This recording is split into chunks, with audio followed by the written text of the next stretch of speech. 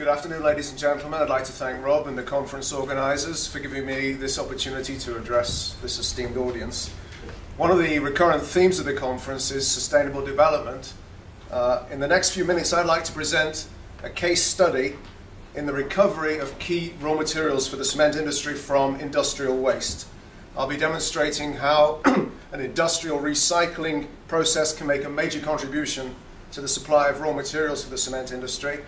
The result is an unconventional source of alumina, which is a generic we can refer to as a secondary alumina, secondary because it's derived from a recycling operation. I represent Rba, a French chemical recycling company, which recycles salt slags from the secondary aluminium industry. And Rba produces such a secondary alumina under the trade name Global. These are the topics I'll be covering, starting with an overview of the physical and chemical properties of secondary aluminas, how they're produced. From there, going on to dealing with some of the benefits of using secondary aluminas, and finally where we, as RVA, would like to go from here. But by way of introduction, let's start at the macro level. No industry operates in a vacuum. The surrounding social, economic, and ecological systems are all interdependent. And energy and natural materials stimulate economic activity. This generally benefits human well-being but produces waste. However, that waste can itself be a source of further economic activity. And in case anybody's any doubt about the importance of secondary or recycled materials, I offer this statement from the European Commission. The prospect of insufficient and critical raw materials will hamper further economic development, which is why, back in 2008, the European Commission drew attention to the strategic importance of raw materials by launching its own raw materials initiative. The problem is, cement producers and their raw material suppliers are often locked in a tug of war between two seemingly irreconcilable demands.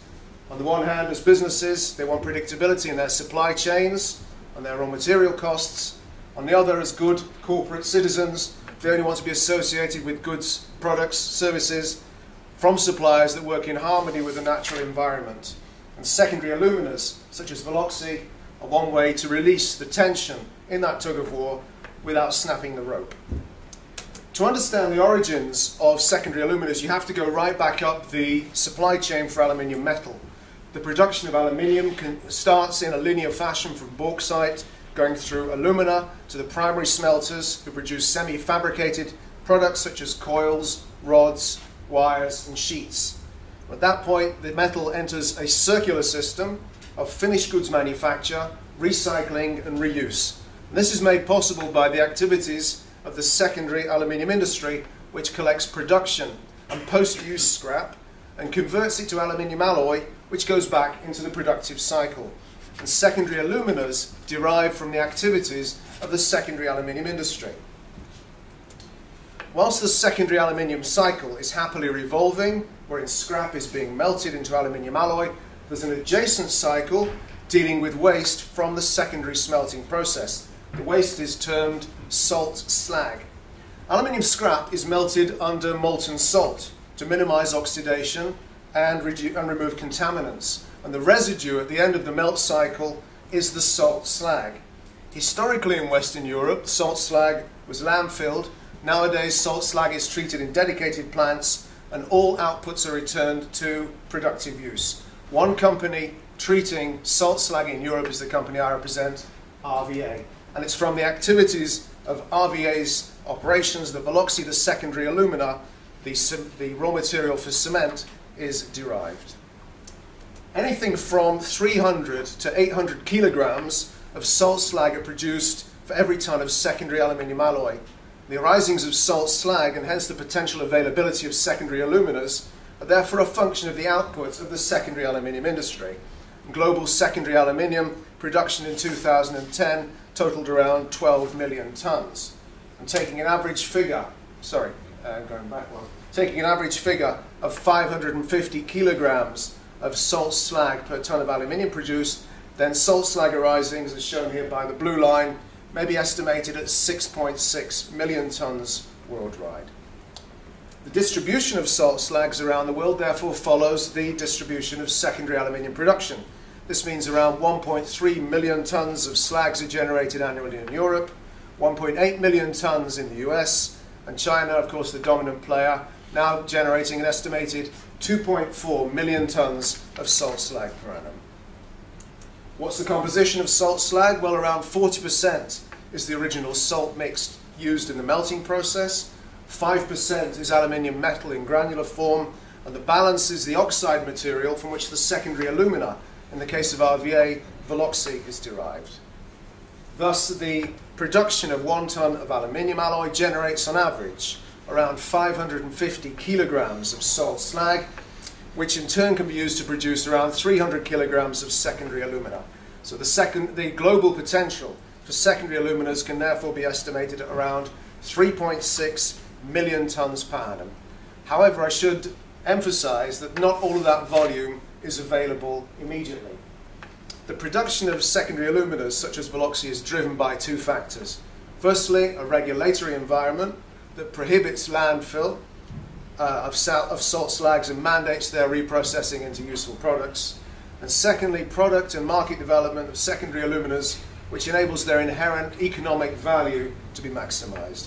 Prohibition of landfilling of salt slags is very much advanced in Europe, allowing companies such as RVA to offer a critical service using their slag reclamation technology. And as environmental regulations tighten in the US and also China, new slag recycling plants are likely to come on stream, bringing with them new sources of secondary alumina type material. And from an economic perspective, the chemical and physical properties of secondary aluminas offer cement companies potential savings in operating cost. And furthermore, the cost of producing those 3.6 million tons of alumina by conventional means is orders of magnitude greater than the production and cost of secondary aluminas such as Veloxy. Weight for weight, the cost of alumina in Veloxy is a fraction of the cost of alumina from conventional sources. At this point, let me say something about RVA, a company which has been treating salt slags from the secondary aluminium industry for 23 years. RVA is located in the small village of Les Ilettes, around 200 kilometers east of Paris, and strategically positioned to service customers right across Western Europe.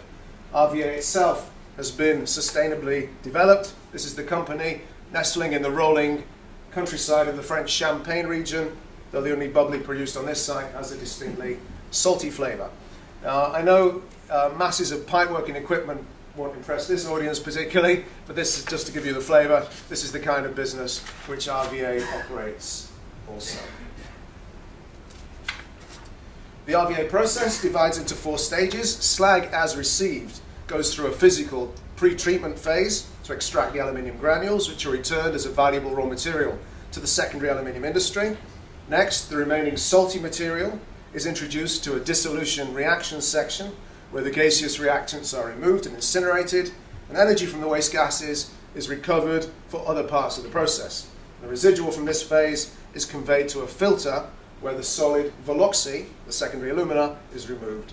And the effluent brine continues to a crystallization section where salts are crystallized out of solution and conveyed to storage bays for onward transportation back to the smelters.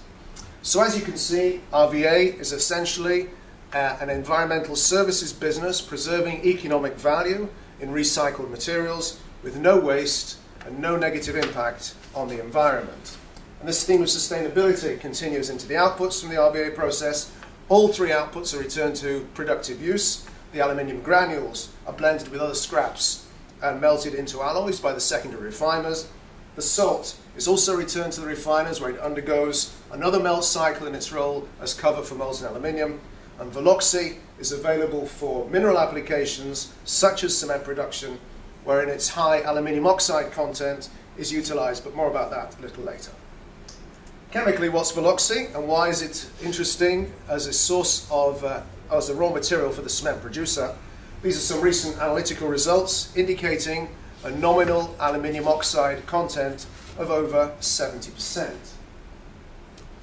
The mineralogy for Veloxy shows the predominance of aluminium oxide in the form of corundum, boehmite, gibbsite, together with the magnesium aluminate spinel. Analysis of grain size shows that the particles fall within what's termed The silty region, that's 2.5 to 62.5 microns in diameter. In terms of applications, use of secondary aluminas are well established in cement, fired products, mineral wool, slag conditioning, structural composites. But for now I'd like to focus on the application of Veloxy in cement. Alumina is a crucial ingredient of cement raw materials. The heart of the classical cement production process is the formation of clinker in the kiln. The early strength development and long-term structural properties of Portland cement are determined largely by the presence of two calcium silicate minerals in the clinker, dicalcium silicate, C2S, and tricalcium silicate, C3S. However, the reaction between calcium oxide from the limestone and silica to form these minerals is difficult to achieve even at high firing temperatures. The reaction process is greatly facilitated by the presence of small quantities, that's 3 to 5% of alumina. This helps to form a molten flux in which the lime and silica are able to partially dissolve, and subsequently they react to form the C2S and C3S minerals. Alumina is, of course, important also in the formation of the calcium aluminate phases. So alumina overall is a critical raw material for cement production. Veloxy can play a vital role as the alumina source in the kiln feed to produce the clinker minerals. Depending on the raw materials on site, Veloxy typically comprises 1 to 3% of the total raw meal input. Veloxy's physical and chemical properties offer a range of technical and economic benefits in clinker production. Firstly, the majority of Veloxy by weight is high alumina materials. On a weight-for-weight basis, these cost a fraction of alumina from virgin sources. Secondly, Veloxy contains trace quantities of calcium fluoride, which acts as a fluxing agent, facilitating the formation of the clinker minerals. The presence of fluorspar in the kiln may therefore reduce residence time and operating temperature, and produces a softer clinker which saves on milling costs. Veloxy will favourably impact on two important ratios. Firstly, the lime saturation factor, the ratio of lime to silica, alumina and iron oxide. This means improved early age strength development. And secondly, the silica modulus, the ratio of silica to alumina. This means better fluxing, improved burnability of the clinker, leading to more efficient combination of raw materials into the desired minerals. These changes will, or potentially will, reduce energy consumption in the kiln. And finally, Veloxy's particle size distribution is such that milling costs are lower than traditional lumpy raw materials. And Veloxy is easily transported in bulk. It's for these reasons that hundreds of thousands of tons of Veloxy have been used successfully by the European cement industry. Commercially, why does secondary alumina material such as Veloxy make commercial sense? Most industrial businesses try to avoid shocks. Veloxy derives from an established industrial process. It's not subject to the vagaries of extraction from natural sources and the variability associated with a global commodity. As a result, supply is predictable. And furthermore, though influenced by the supply-demand balance for bauxite and alumina, pricing for secondary aluminas will be driven predominantly by the economics of salt slag processing. This enables, first of all, long-term pricing structures to be negotiated, and secondly, pricing levels which are very attractive compared to bauxite and alumina. Based on the chemistry, there are operational benefits and the potential for savings in operating cost. These, of course, need to be validated in process-specific evaluation by potential users. The environmental benefits eventually speak for themselves. Veloxy is a sustainable product since it derives from an industrial process, and each ton of raw material substituted by Veloxy means an equivalent ton does not need to be extracted from nature. So in total, the benefits for the cement producer do add up to an extremely useful source of alumina that's both cost-effective and sustainable. Secondary materials such as Veloxy are fascinating, but it often takes synergy with complementary expertise to really bring out the full economic potential. That's why, in addition to direct off-the-shelf use, RVA is working with partners around the world in different application sectors to see how Veloxy can be best utilized in their production process. And such collaboration can be fundamental development through re-engineering the chemistry of the material, research into new or existing applications, or taking Veloxy into new markets geographically or functionally. We're always happy to work with new partners, so if anyone would like to explore how Veloxy could potentially impact beneficially on their bottom line in their business, please do get in touch. So to sum up, in the quest for sustainable development and secure, cost-effective raw material supply for the cement industry, secondary aluminas such as Veloxy are playing their part to turn a tug of war into a handshake. Thank you very much indeed.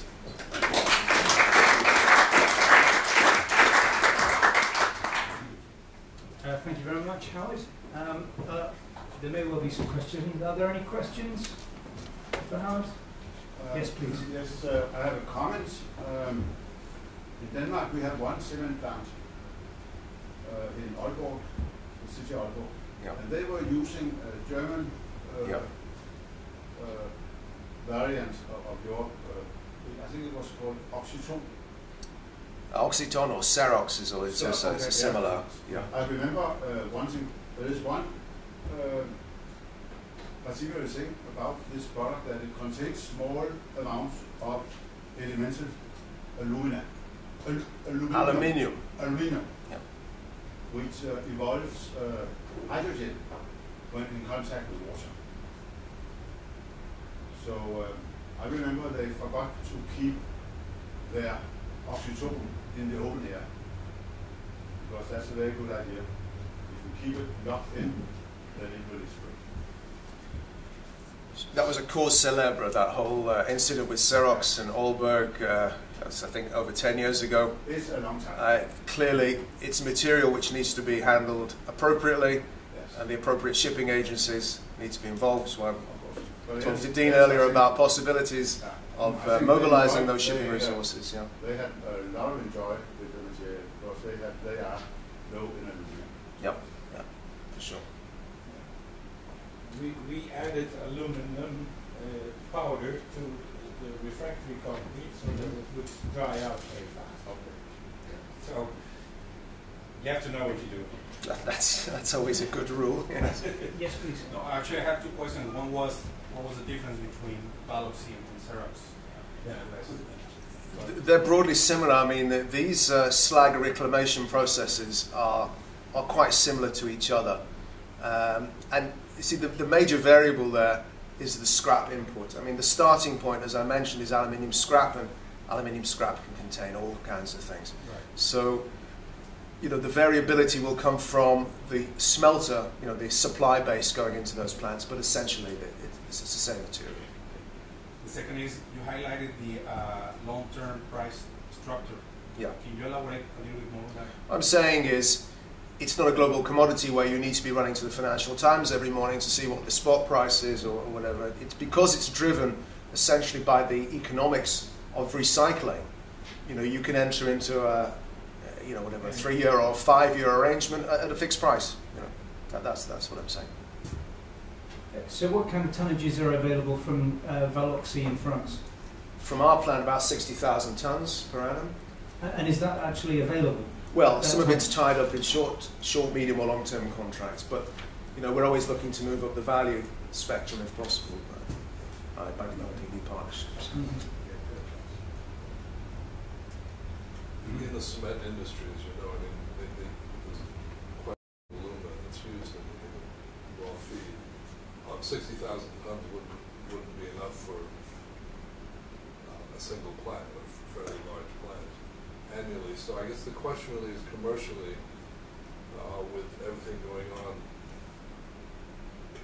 you know, how widespread is the material used in the cement industry, and is it really because there's an issue because, you know, fly ash, which is a huge alumina source in its own right. Forget this; it's not a cementitious product now. We're talking about raw material inputs. Is it just a price issue that fly ash is given away, or subsidized, that has prevented the use of more of the alumina that you're talking about in the industry, or is it just trying to understand the commercial? The secondary aluminas are, you know, readily consumed by the cement. There's always that tension in terms of, you know, Yeah, it's which way is the money flowing and how much should be paid and who should be paid and by what. But technically, you know, it's very well established, and commercially, it's obviously down to a negotiating situation. Do you see an opportunity? I guess what I'm really saying is, do you see an opportunity since bauxite, which is the other main ingredient that cement companies has been snapped up by the, you said the aluminium industry, I'll say the aluminum industry, because that's driven the price up. That people are running around looking for aluminum units and fly ash being difficult to. Do you see an opportunity now for this whole area of aluminum units from recycling? I do, quite empirically, because we've been avalanched with inquiries from users of bauxite who are obviously nervous about their supply line and are very keen to look at alternatives if it works in their process. Okay, any other questions or points from the floor? Okay, in which case, Howard Epstein, thank you very much. Thank you.